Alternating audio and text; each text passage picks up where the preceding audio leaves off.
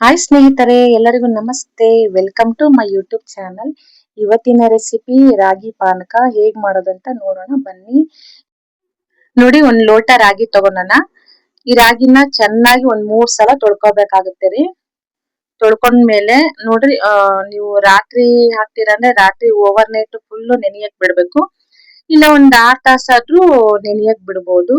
6 ತಾಸು ನೆಂದ ಮೇಲೆ ನಾವು ರಾಗಿ ಪಾನಕನ ಮಾಡ್ಕೋಬಹುದು. ಹಾಗೆ ಸ್ನೇಹಿತರೆ, ಯಾರೆಲ್ಲ ಹೊಸಬ್ರು ನನ್ನ ಯೂಟ್ಯೂಬ್ ಚಾನಲ್ ನೋಡ್ತಾ ಇದ್ದೀರಾ, ಪ್ಲೀಸ್ ಸಬ್ಸ್ಕ್ರೈಬ್ ಆಗಿ. ಹಾಗೆ ನನ್ನ ವಿಡಿಯೋ ಯೂಸ್ಫುಲ್ ಅನ್ಸಿದ್ರೆ ಒಂದ್ ಲೈಕ್ ಕೊಡೋದ್ ಮಾತ್ರ ಮರೆಯಕ್ ಹೋಗ್ಬೇಡ್ರಿ. ದಯವಿಟ್ಟು ಸಬ್ಸ್ಕ್ರೈಬ್ ಆಗಿ. ನೋಡಿ, ಈ ರೀತಿ ರಾಗಿ ತೊಳ್ಕೊಂಡ್ಬಿಟ್ಟು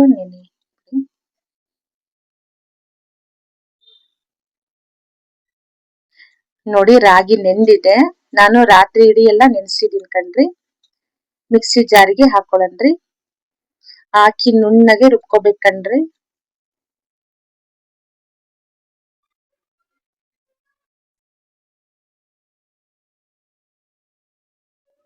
ನೋಡಿ, ಸ್ವಲ್ಪ ಸ್ವಲ್ಪ ನೀರ್ ಹಾಕೊಳ್ತಾ ರುಬ್ಕೊಳ್ಳಿ.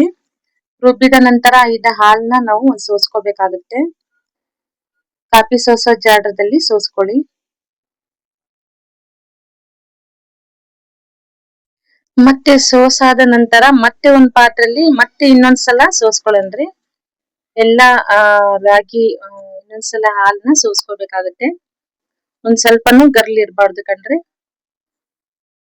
ನೋಡ್ರಿ, ಈ ರೀತಿ ಬಂದಿದೆ ಹಾಲು, ರಾಗಿ ಹಾಲು.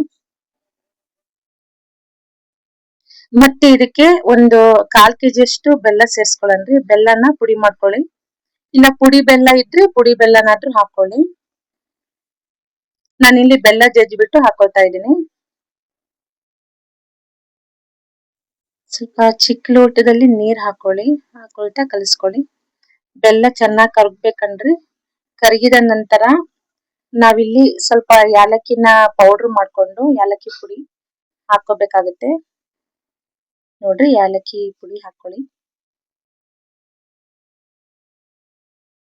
ಮತ್ತೆ ಹಾಕಿದ ನಂತರ ಮತ್ತೆ ದೊಡ್ಡ ಪಾತ್ರೆಯಲ್ಲಿ ಹಾಕೊಳ್ಳನ್ರಿ ಇದನ್ನ. ನೋಡಿ, ಬೆಲ್ಲ ಚೆನ್ನಾಗಿ ಕರಗಿದೆ. ಇದಕ್ಕೆ ನಾವೊಂದು 3 ಇಂದ 4 ಐಸ್ ಕ್ಯೂಬ್ ಹಾಕೋಣನ್ರಿ. Ice cube ಹಾಕೊಳ್ರಿ.